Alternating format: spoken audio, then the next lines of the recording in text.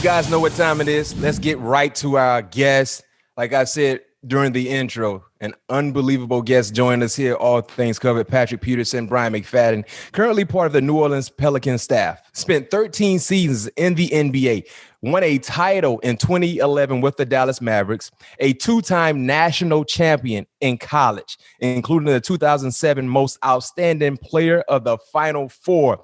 Unfortunately, he won those championships with a team, with a school, with a university I don't like. Outside of that, he's an ideal individual, a high character guy. He just decided to go to the wrong university, which is the University of Florida. But other than that, unbelievable guy, Corey Brewer, joined us here. All things covered. Corey, how you doing? I'm good. Thanks for having me, man. I don't know if I went to the wrong school. You might have went to the wrong school now. And you know how what we say, and I'm pretty sure you guys say it also, man. There's only one school in the state of Florida, and for us, we believe that school is in Tallahassee. And I guess it's safe to say you guys would say that one school is in Gainesville. But we don't like you, you don't like us. The feeling is definitely mutual. Oh, for sure. You're either Gator or you Gator bait. I'm gonna let you slide today.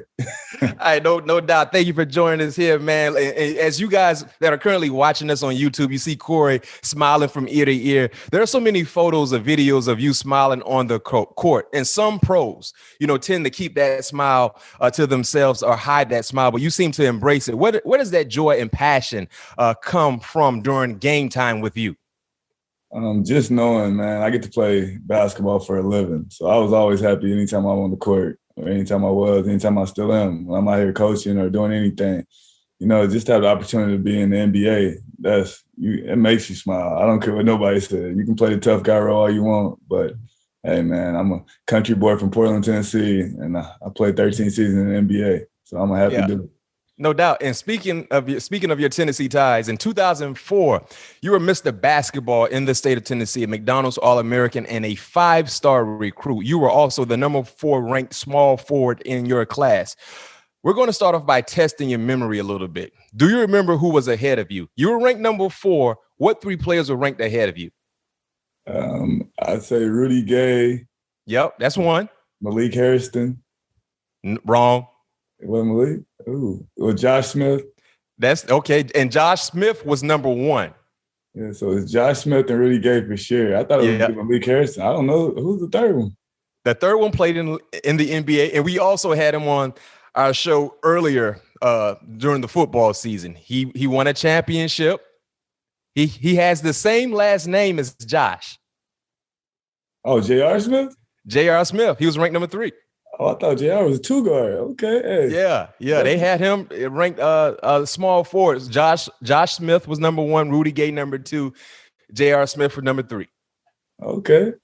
They had him listed. They had him listed as a small forward. Of course, throughout his professional career, mostly a shooting guard, but coming out of high school, small forward. No doubt. Yeah. You just learned something here on All Things Covered. Going back to your roots, right? Learned something for sure. Yes, sir. And upon you graduating from high school, you decided to go to the University of Florida, right?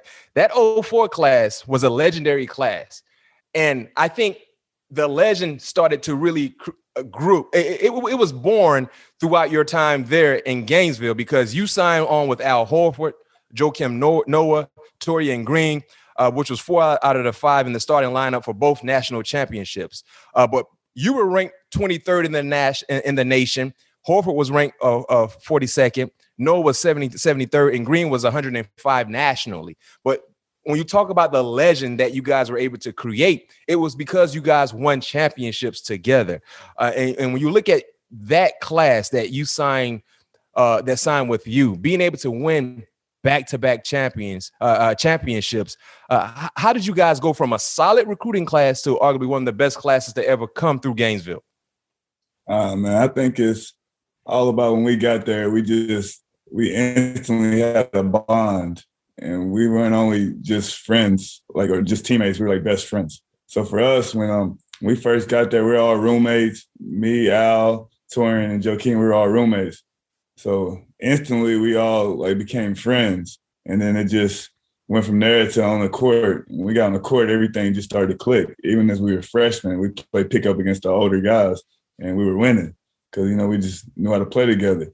So by the time my sophomore year came around, Matt Walsh, David Lee, and Anthony Roberson all went to the NBA. So it was our chance to shine. Mm-hmm. We couldn't wait. It was like, that's what we've been waiting on. We did a whole year, doing the right things as freshmen. I started and Al started, but Joakim barely played and Taurean was a backup. So now we got our group together. It's our time to prove ourselves. And I think that's where it all started right there. We stepped on the court together that first game our sophomore year. Everything else is history. So we went 17 straight. And then, we got our confidence, I guess you can say. Yeah.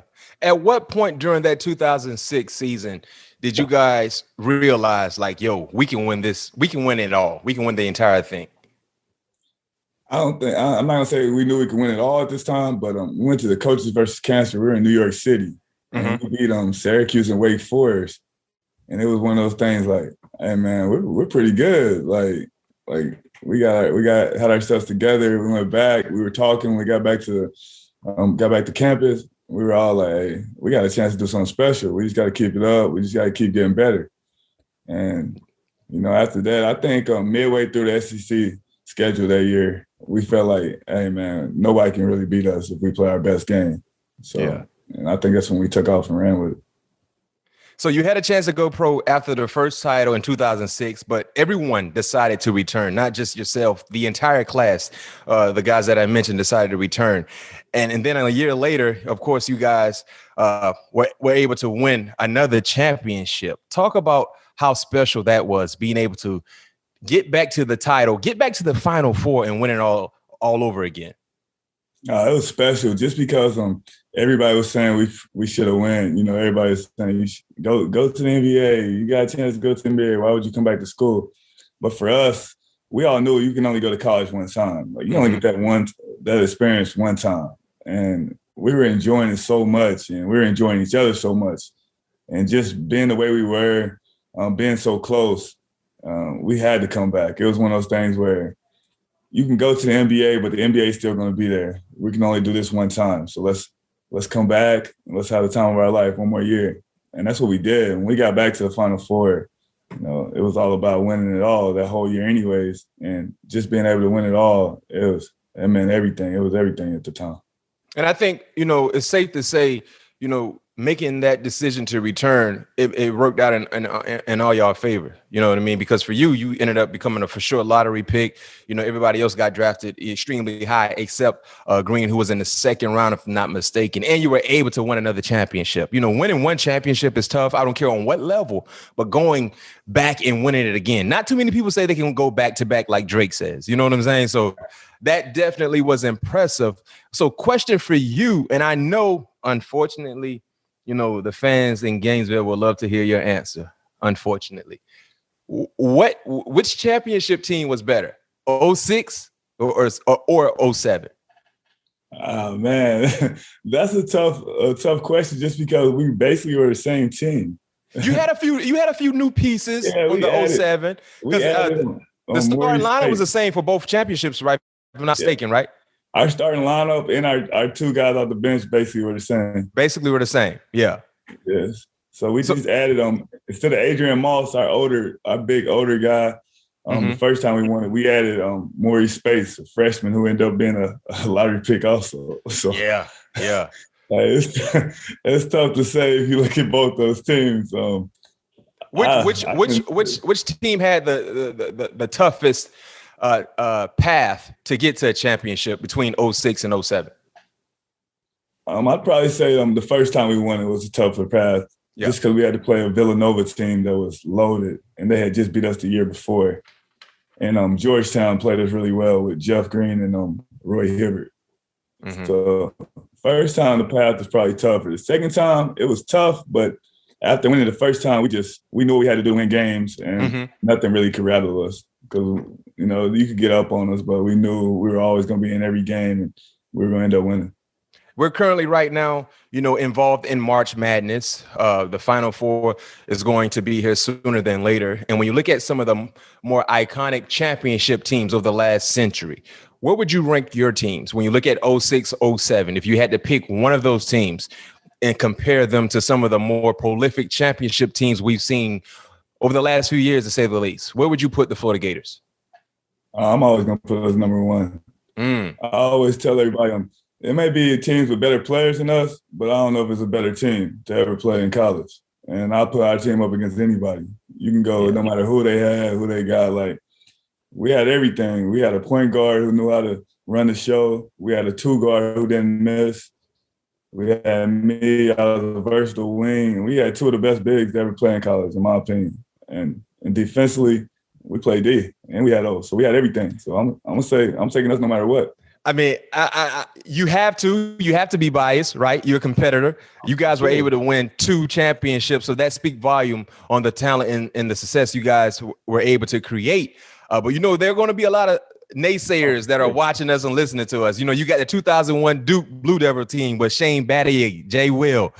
Those guys were phenomenal, well coached. You got 05 UNC, North Carolina Tar Heels with Felton and McCants and Sean May. 2012 Kentucky with Anthony Davis. So this is quality barbershop talk, to say the least, when you talk about debating. And I think it's only right. It's March Madness, and you got a valid point, though, Brewer. I mean, not too many people can say they went back-to-back with basically, like you said, the same team. So it's hard for me to say as a basketball fan. I have to throw my hate. I'm not throwing my hate to the side ever with the Gators, but you got a valid point, my friend. Oh, yeah, for sure. I always say that because everybody always brings up they had this guy, they had that guy. I'm like, but our team, the way we played. Team ball. You didn't know who was going to be on that night. It's kind of hard to scout a team that we just however you matched up, whoever was the weakest link, we was going at the weakest link all night. So unless you have 5 guys that was playing D, that's the only way you're gonna have a chance against us. And there ain't too many teams that have 5 guys playing defense. And how did you guys learn to sacrifice certain things with those championship teams? Because all you guys had made a name for yourself by the time you won it in 06, and then deciding to not go pro when you could have all went pro and got drafted, coming back and learning to compromise, to say the least, because individually said you guys could dominate. So how did you learn to sacrifice certain things just to be able to get back to that championship level again? We all knew if we won, we would all get to where we wanted to get to, which was the NBA. And I think sometimes kids don't understand. Like, if you're on a winning team, it means a lot. It speaks volumes. So you can average 20, but if you're losing every night, why not average 15 and win every night? I think winning gives you more value. And I think that's the way we always felt. Like, the more we won, the more value we were going to have. Mm-hmm. And we knew to win basketball games, how can you match up with us every night? Because any of us we all can score. We all can do different things. So every night somebody was going to have a mismatch, so that guy was going to get the points. Yeah. And we were like really best friends. We were all roommates. We lived together for 3 years. So why wouldn't I want my brother to go out there and play his best game? If I had to get 6 this night, that's cool. I get 6, but we won. Joe had 30. Well, the next night, if Al gets 25, I had 10, we still won. And they felt the same way. Just if I have 25 and they have 4, nobody's mad because we won. Yeah. And talking about the togetherness that you guys were able to display, clearly that was in place. Why is it so hard right now to see teams go back-to-back in college basketball? I mean, think about this, Corey. The last team to do that was your team, the 07 team. I mean, now you don't usually see teams go back-to-back in college basketball. Why is it so hard, and do you think we will see a back-to-back champion anytime soon? I think now, just because so many one-and-done guys, every guy's just coming to college for a pit stop and going right to the NBA. Mm-hmm. So, teams are always different. Each year there's different teams. Whoever gets the best recruits, they might have 1 year with them, then 2 guys go to the league. So it's never really chemistry for a team. So I feel like each year it's always going to be a different team. Unless this one time, may get lucky like we did. We had 4 guys who really cared for each other and who did the right things to win championships. That could happen. You never know. Yeah, it's true. You don't even see teams go back-to-back in Final Four appearances, better yet win a championship. So a good point there, because most players are one and done. You don't see the unity that you guys had collectively to all come back and try to do it all over again. So that's a sound a point you made when it comes to the chemistry and so many players just venturing off to the NBA. Is there a sense of nostalgia you go through during this time of the year when March Madness is in play? We're seeing so many outstanding college basketball games and teams trying to get to the Final Four. Is there a sense of nostalgia you go through? Oh, for sure, man. Every time I watch a game, I'm like, man, that's the good old days. Just being out there, must win. Like, there's no series. It's just one game. Anybody can beat anybody because if somebody has their best game, they can knock you off. So you got to play your best game every game. That's why that's a great thing about college basketball, especially the NCAA tournament. Anything can happen. Two-part question for you. Something I would never get an opportunity to do is cutting down the net when you win a championship. What is that feeling like? And what is the most memorable feeling you have, even to this day, when you watch March Madness, when you watch the Final Four? What is the one thing that always sticks out to you, even when you watch the highlights or watch the game or watch when the entire season is over and done with? What is the most memorable thing you take away from college basketball? To be honest, I always think about the first time we won it. We cut the nets down once you cut it, and then they play One Shining Moment. You hear One Shining Moment? Yeah. I was like, we made it. Like, the first time we won it, like, you look. So Corey, you actually hear that in the arena? You hear One Shining Moment in the arena when you cut down the net? Yeah, they play it. I thought it was just on TV. Nah, they play it in the arena, and like, wow. The first time was crazy. The second time, I ain't gonna lie, it was some tears wanted to come out just because it's that they play it, and we're sitting there, and it's like the last time we're gonna be here together, and we just won, and they play One Shining Moment. It was like, man, this is like, it's unbelievable. Like, I always think about that. Like, anytime I'm watching the game, I'm like, man, when you win that championship, you hear that One Shining Moment come on. It hit different. It hit different. It hit different for everybody. Because for me, I never played college basketball. I only played high school basketball. But when I watched the Final Four, when I watched the championship game, that's the one thing I'm waiting for. I did not know they actually play that in the arena, and it makes it even more memorable just hearing that. Because I know for you guys, being basketball fans, playing the game, playing college basketball and get to that level, when you hear that and something that you've probably been watching your entire life, oh man, I know that's a wonderful feeling. Oh, for sure. Because, like, think about when you're a kid, you growing up, you watch the NCAA tournament, and they play One Shining Moment. It's like the best thing in the world. So for me, when to actually like be on One Shining Moment, to look up there and see myself diving for a loose ball, like, I was like, hey man, this is what it's all about. Yeah. That's something that college basketball they have over college football. When that One Shining Moment hit, it touches your soul from top to bottom. Everything from the tournament, all the plays made. So yeah, that One Shining Moment. That's a great song. Did you get a chance to keep the part of the net you cut both years? Yeah. So you still have it? Yeah, they're at my mom's house in the little trophy room in the back. Okay, that's what's up. That's a nice piece of memorabilia to have. I can tell you that much. Yeah, and I got a Jim Nance tie. The first time we won the Final Four, I actually got two of his ties. He gave me his tie. Did he sign it for you? Nah, he just gave me his tie. Like, I couldn't believe it. It's like, yo, we got to try to. Hey, Corey, you got to get Jim Nance to sign that for you. I'm pretty sure he'll sign it for you. For sure, I got to get him to sign it. But Jim Nance is great. I always say, if Jim Nance is doing one of your games, it's a big game. You're playing in a big game. Hey, no doubt. I know for me growing up watching college football, anytime I heard Keith Jackson's voice, I knew it was a big game. It's a big deal. Game. Yeah, Jim Nance has that same effect. When you hear Jim Nance, it's a big deal. Oh, for sure. Yeah. And speaking of your championship days with the Gators, one of your former collegiate teammates, Joakim Noah, announced his retirement less than a month ago. It was just announced that Al Horford, also your former collegiate teammate, won't suit up again for the rest of the season with the Thunder. You're getting into coaching now. If you guys are watching us on YouTube, and you should be watching us on YouTube, you see Corey has on a Pelicans t-shirt. How do you reconcile the fact that the famous trio you guys had, you all are now entering your second lives of your career?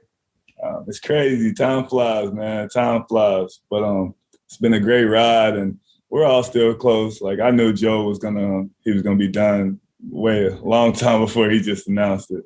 Al still can play, but he's in a rebuilding situation over there in Oklahoma. So, he's always going to be the ultimate pro. He's a real professional. So I'm happy that they're letting him doing the things they're doing over there. He can stay healthy, and hopefully next year he goes to a situation a team can really use him. But hey, we're getting older, man. That's the way life works. We all got kids now, so it is what it is. Do you guys ever link up in the off season when everybody is free to some degree to kind of chill out together, or not really? We have, but we're all over the place. So yeah, we hadn't had 4 of us together in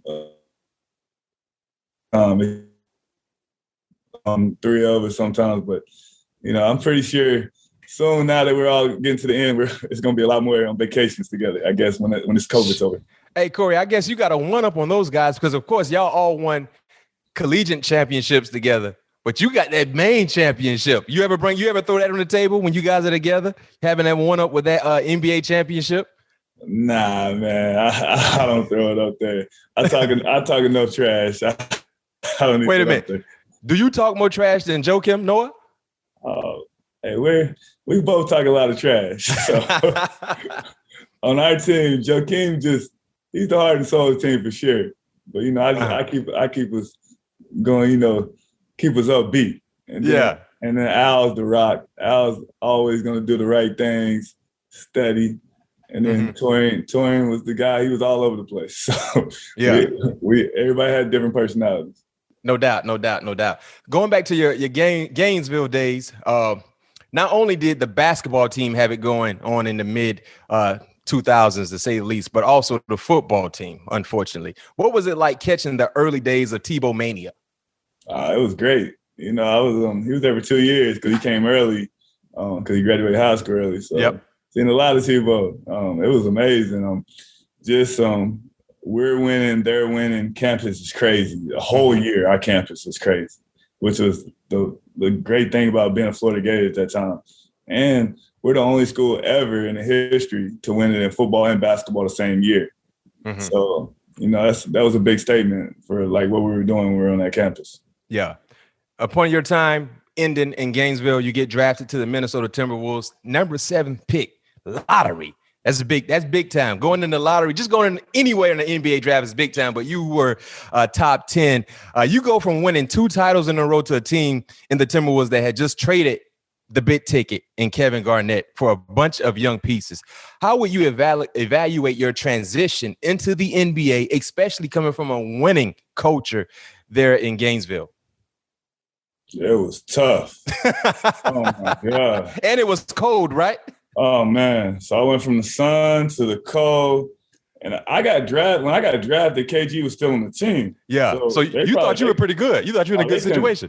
They couldn't use any of my draft interviews because all I talked about, I can't wait to play with KG. Uh-huh. And 2 weeks later, they trade KG for a bunch of young guys. So we're basically rebuilding. It was hard. That was hard. I went from going in every night knowing I'm going to win to going in every night just hoping we have any kind of chance. Best case scenario, you guys were hoping. I never lost that much in my life. Yeah. It was cold. I wasn't playing my best basketball because it was a new system. We played we slowed it down and threw it in the post because we had just signed Al Jefferson to a big contract. So I was playing. I wasn't playing the game I'm used to playing. Yeah. That was a hard year. So I can imagine. I'm happy I made it through. To be honest, I'm happy I made it 13. Well, I'm happy I made 10 years because that was a rough year. And then the next year I played like 8 games and tore my ACL. So my first 2 years were horrible. I can imagine, especially, just making that transition. Being a part of a rebuild is never a good thing. You know what I mean? When you talk about sports. So I can tell you this much, brighter days were ahead and they came. A couple years into your career, you go from not making the playoffs to linking up with the Dallas Mavericks and winning a title in your very first postseason appearance. What was the mindset going into the finals against LeBron James, D Wade, Chris Bosh? Everybody is jumping on the Heat bandwagon at that time, and you guys were able to do the unthinkable. What was the mindset going into that finals against the Heat? That we were being disrespected. You know, nobody even talked about us. Yep, you're right. It was all about the Heatles. So for us, it was like, all right, they're disrespecting us, and you didn't realize we had a lot of great players on that team. You know, we had Sean Marion, Dirk Nowitzki, Jason Kidd, Jason Terry. Jay Terry. Man, Deshaun Stevenson, Brandon Haywood. We had Tyson Chandler, the big anchor back there. So we had a good team, so we felt disrespected, and I think that's what we took in the finals. If you're going to disrespect us, we're going to show you we're not to be disrespected. Yeah, and talking about the disrespect, there's an infamous clip of LeBron James and D-Wade mocking Dirk for being sick. I know you remember that. Do you remember Dirk taking that personally? Oh, for sure. He took it personally. Yeah. What did he say anything? Did he do anything when he found out, when he saw that clip? He just shook his head. It was like, okay. You know, when somebody shakes their head like, I got something for you. Yeah. It was that one. And he had a lot for him. And did you guys feel some type of way as well? Because, you know, Dirk was the leader. You know what I mean? He was a prime top tier player at that time. And just seeing, you know, LeBron James and D-Wade mocking, you know, him for being sick. Did you guys take that personally as well? Oh, for sure. Everybody did. You know, we seen it. Everybody seen it. And, you know, they're making fun of the big guy. You can't make fun of the big guy, because you make fun of the big guy, you make fun of everybody. And I guess that's kind of the way we went out there and played, because we played some great basketball that series. Hey, Corey, were you a part of the team? Were you there with the team after you guys won? Because I was living in South Florida at that time. After you guys won that championship, that Sunday, you guys went to Club Live with the NBA trophy there in the club, celebrating, popping bottles. If I'm not mistaken, I think Mark Cuban was there as well. Were you there? Oh, for sure. Our team was there. We were all there.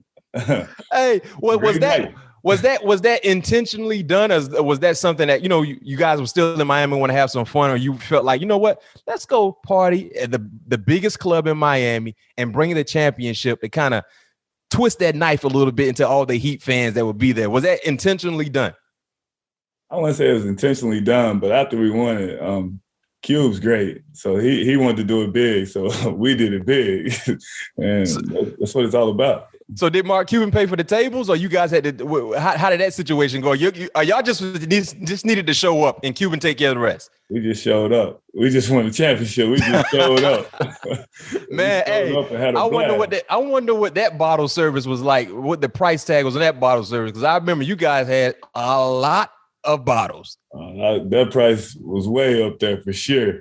You remember the price tag when it was over and done with? I barely remember that night. Hey, that's how it's supposed to be when you win that chip. Whatever happens, right? Great night. No question. And talking about a night, let me test your memory again. I'm gonna throw a date out to you. Let me see if you remember this date. April the 11th, 2014. What happened on that date? Oh yeah. Oh, great night. That was a really good night.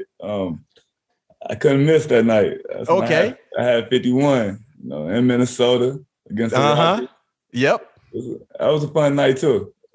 Man, walk us through the mindset of a pro when the rim is the size of the ocean. I mean, you dropped 51. I mean, there are a lot of people can't drop 51 playing against a bunch of middle schoolers and you an adult. That's a tough task. But walk us through the mindset for you. And at what moment did you realize, man, they can't stop me? Everything out the rope is following. It's going through the rim. Yeah, going into that night when I had 51, when I got to the game, Kevin Love wasn't playing, and then Kevin Martin, he ended up not being able to play. So I said, it's going to be a lot of shots out there. I said, I'm about to go get 30 or 40 tonight. You said that before the game when you found out they weren't playing? Yeah, I was just, I was joking, but I wasn't joking. There's a lot of shots out there. I'm about to go get them up. So I seen my first 3 or 4 go in, and I was like, it's going to be a good night. And then my guy Ricky Rubio and JJ Brewer, they just kept feeding me. They kept saying, go. Keep going, bro. Keep going. Yeah. Thing I know, I looked up and I had like 26, 27 at the half. I said, ooh, it's gonna be a good night now. And then second half, they just kept playing me the same way. And I just feel like I couldn't miss. Like you said, it's like an ocean out there. I was like, anything I threw up was going in. It was going in. It was going to fall. I can tell you this much. It wasn't just the offensive performance. You know, you've always been a high energy guy on the defensive end. I think you had like 6 steals as well. You know, you had a complete ball game. And your previous high before that matchup was 29. And you were able to drop a 50 burger. Another outstanding game in your professional career, a game that I still remember to this day. You know, I wasn't a Rockets fan, but I hated the Clippers because I'm a LA fan. I'm a Laker fan. You know what I mean? I'm a real LA fan. There's only one basketball team in LA, and that's the Lakers, if you're asking me. The Game 6, 2015 Western Conference semifinals. You guys, unbelievable comeback, dramatic comeback to say the least. And you guys were able to do that with your star player, James Harden, basically on the bench. Talk us through that moment, being able to come from a 3-1 deficit to ultimately kick the Clippers out of the playoffs. Talk about that Game 6. Oh, man, that's some instant classic right there. Yeah, yes, it is. That's a game, Corey, a lot of people don't talk about as being one of the more iconic games in playoff history. Because you guys were down 3-1. No one gave you a shot. The Clippers were loaded. I mean, they could have just sealed the deal in Game 6. You guys came from behind with your best player basically watching. Oh, yeah. It was one of those games. I just remember being down 20. And in my mind, I was like, we're down 20. You guys were down. I forgot you guys were down 20. Got to make something happen. Something happen. And so I'm just going to be aggressive. I was like, hey, if we're going to go out, I'm going to go out shooting.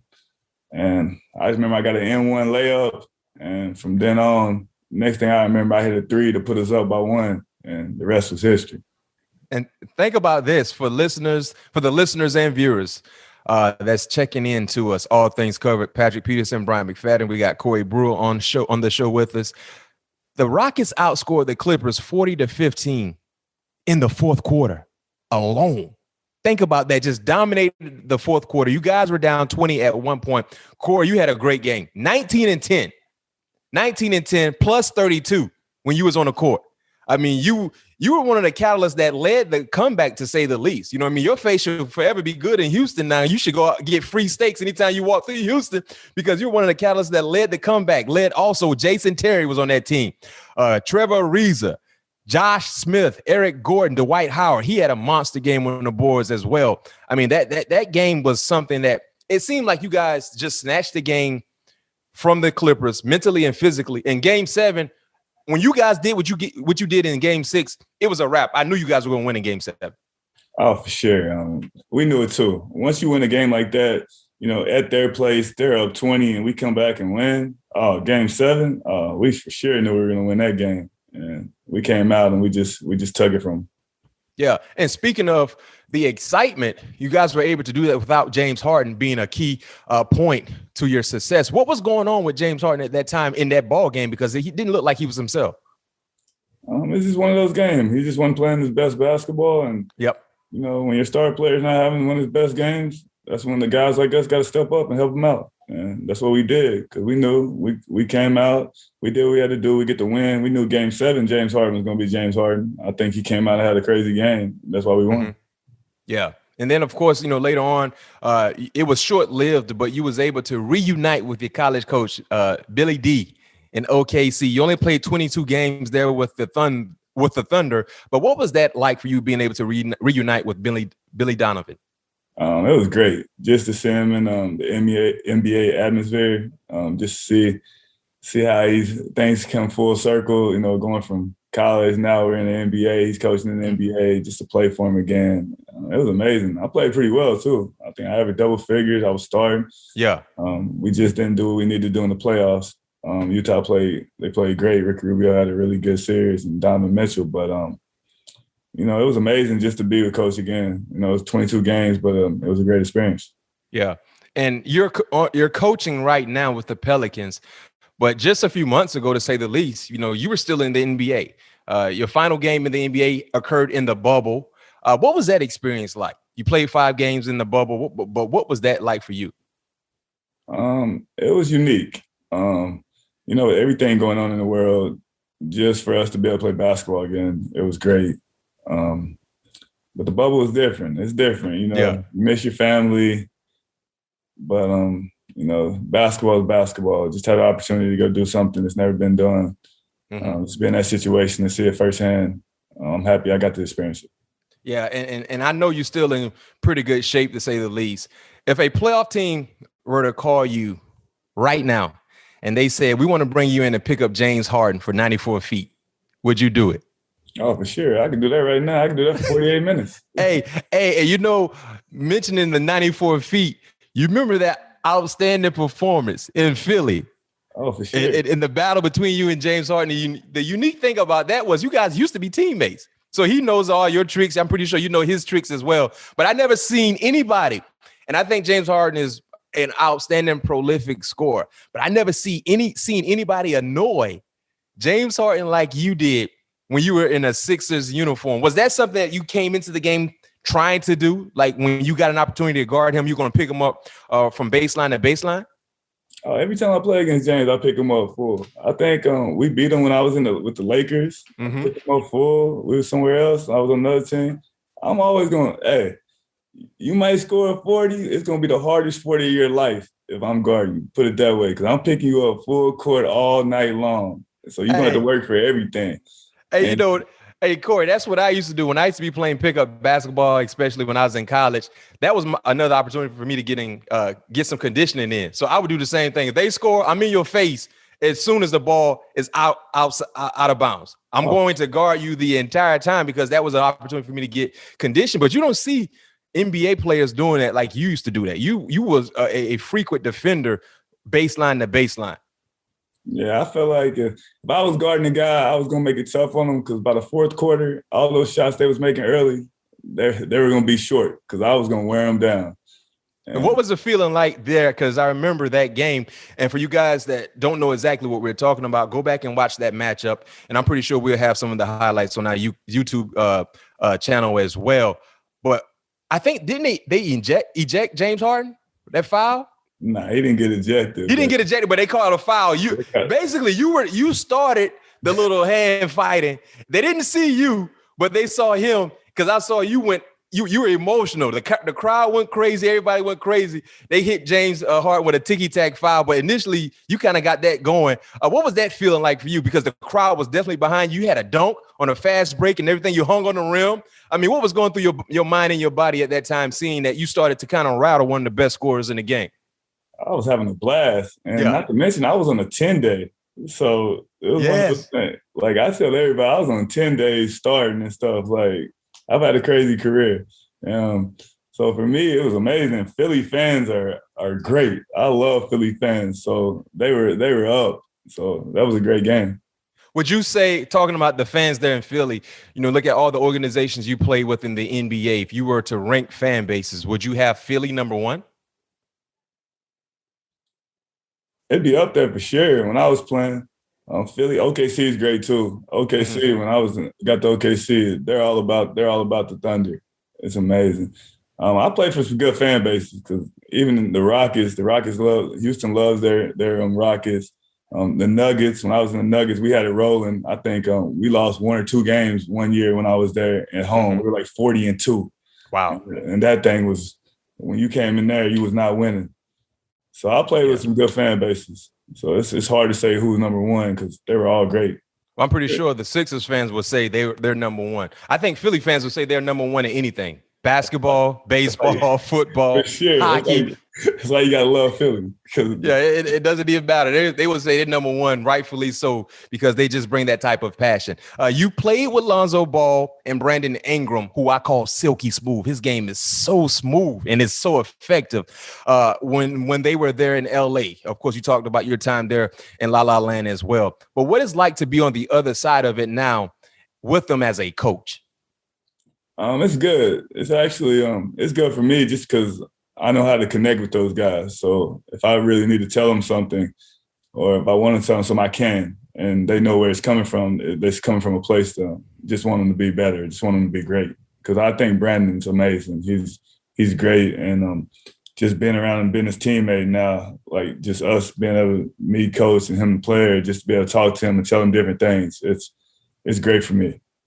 What do you think has been not the sole reason, but one of the reasons for the development that we're seeing from Silky Smooth and Brandon Ingram? Because right now, I knew he had that type of skill set when he was in a Lakers uniform. I didn't want them to trade him, to tell you the truth, because I was a fan of him at Duke, because I'm a Duke basketball fan.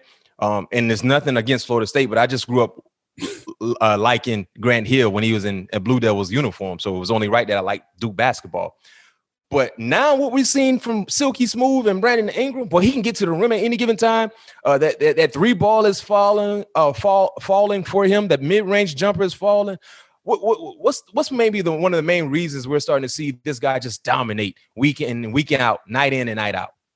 He puts in the work. And he's only 23 years old. Super young still. People don't understand how young he is. He's only getting better, and he's only going to get better. But it comes with him, his work ethic, just working so hard, and just confidence now.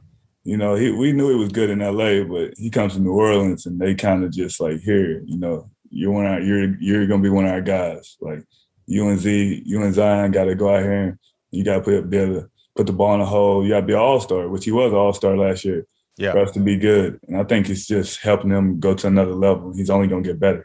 Yeah, silky smooth is what I call Ingram, man, because he got it's a silky smooth game, man. That sense of urgency is not really there, but he don't really need it because he's smooth enough to get to wherever he needs to go. Speaking of Zion, I'm pretty sure, just like all of us, you know, you were following him before he became a pro because he had that type of media attention. But what's something you didn't realize about him before you got up close with him as a coach? Just how athletic he really is. I knew he was athletic, but you know, he's 6'6". Like you don't think he's that athletic. He's past athletic. He's on another level. Like his athleticism, it's not even on the chart how athletic he is. And the things he do on the basketball court, just to be as big as he is, man, he's so fast and athletic. Sometimes I'm just looking out there like, there's no way this guy just did that. What's the most athletic thing you've seen him do so far? I think a couple games ago, he went up. I forgot who we were playing, but the guy was 7 foot. And, like, he met him at the rim, and, like, Zion hit him, and it's like he just stayed in the air.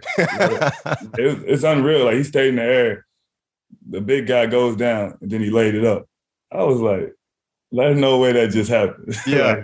Like, every game he does something like, he'll go baseline. It'll be a guy there. He'll double pump dunk it. Like he'll wait till he'll hold it, bring it back down, wait till the guy goes to the ground, then dunk it. That hang time is Jordan like. Yeah, it's amazing, man. The things he do, it's a special dude to be 20 years old. No question. Yeah, I got y'all a superstar, an up and coming superstar to say the least. Heck, y'all got two up and coming superstars right now in New Orleans with Zion and silky smooth Brandon Ingram. There's a clip that has been circulating on social media with you on a fast break when you're with the Wolves versus the Thunder. I never seen a man grab his dribble from the 3-point line and still lay it up without dribbling. But was that a travel?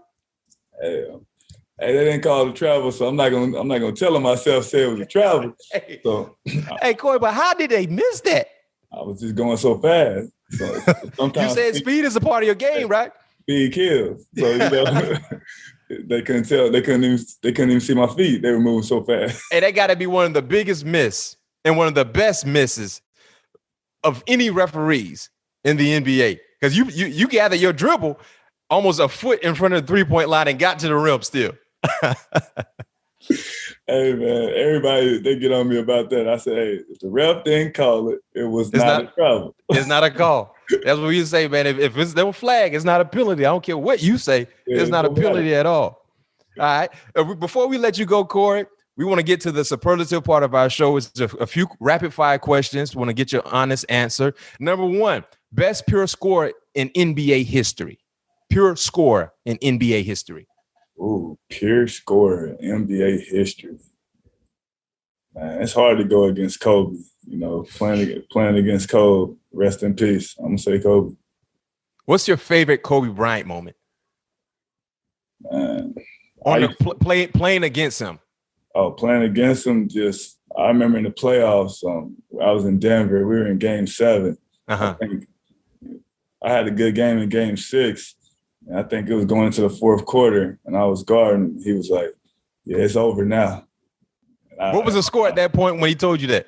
I think it was a close game. We might have been up 4. They was just up 4. In my mind, I was like, I don't know what this guy talking about. We just won Game 6. Yeah. Whatever, man. Next thing I know, I looked up. He had scored like 8 straight. I couldn't do nothing about it. I said, "Oh man." Hey, your defense wasn't working on the beam? Nah, he didn't even see me. I don't even think he see me out there.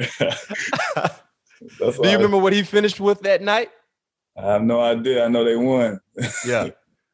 Wow. That's crazy. That's crazy. Best defensive player during your time in the NBA. Now, Draymond came out and basically said he self-proclaimed the best defender ever. Do you agree with that statement first and foremost with Draymond saying he's the best defender ever?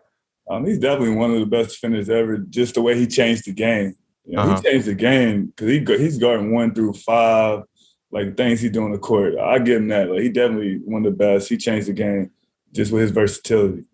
But for me, and during your time, who would you say the best defensive player is during your time? I'm gonna go Ron Artest and Tony Allen. Those 2 guys were the grandfather. Man, those 2 tough guys, man. Yeah. Ron Artest actually, he was guarding centers.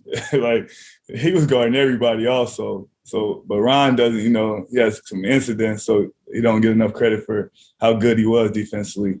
And Tony Allen was a monster, man. Like, the way he used to guard all the guards back in the day when the game was different, when it was a lot more ISO action, a lot more mid-post with those guys, with Kobe, T-Mac, and all those guys.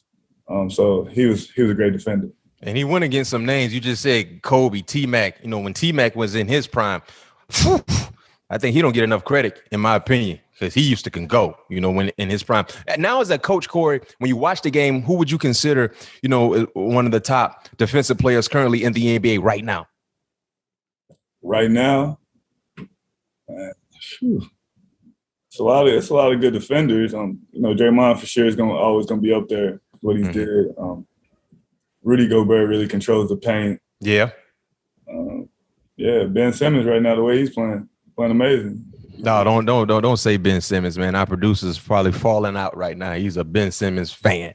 He's really guarding this shit. So it's a lot of guys can really guard.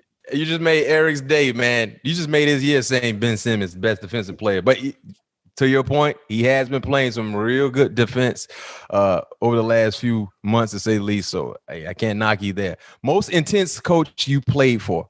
Most intense. Most intense. Ooh.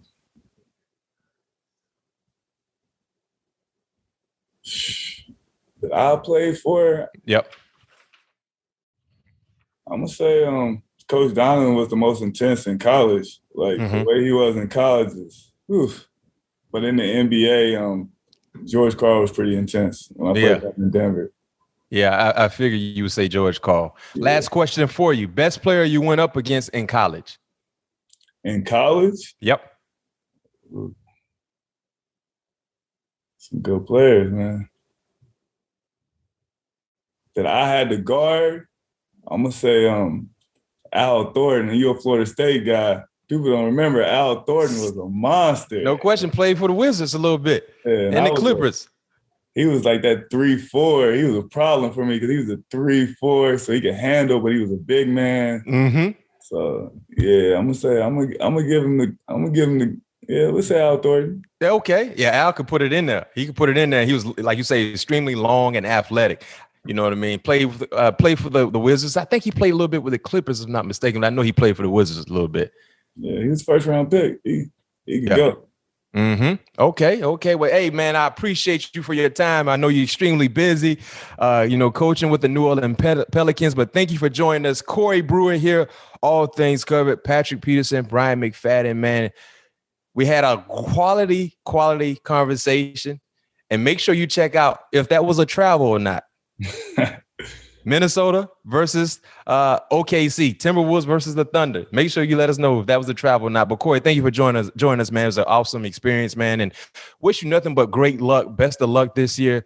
And tell Silky Smooth, man, I'm still a fan. Even though he's not in a Laker uniform, I'm still a fan. I got you, BMac. Appreciate it, man. Thanks for having me.